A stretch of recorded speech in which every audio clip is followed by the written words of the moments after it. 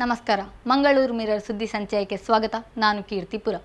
ಗುರುವಾರ ರಾತ್ರಿ ಖಾಸಗಿ ಬಸ್ನಲ್ಲಿ ತೆರಳುತ್ತಿದ್ದ ಅನ್ಯ ಕೋಮಿನ ಜೋಡಿಗಳನ್ನು ತಡೆದು ನೈತಿಕ ಪೊಲೀಸ್ಗಿರಿ ನಡೆಸಿದ್ದ 4 ಬಜರಂಗ ದಳದ ಕಾರ್ಯಕರ್ತರನ್ನು ಪೊಲೀಸರು ಬಂಧಿಸಿದ್ದಾರೆ.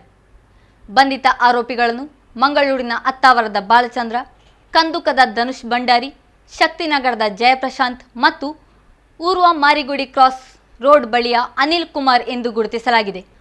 ಆರೋಪಿಗಳ ಮೇಲೆ ಈಗಾಗಲೇ ನಗರದ ವಿವಿಧ ಠಾಣೆಗಳಲ್ಲಿ ಅಪರಾಧ ಪ್ರಕರಣ ದಾಖಲಾಗಿದೆ.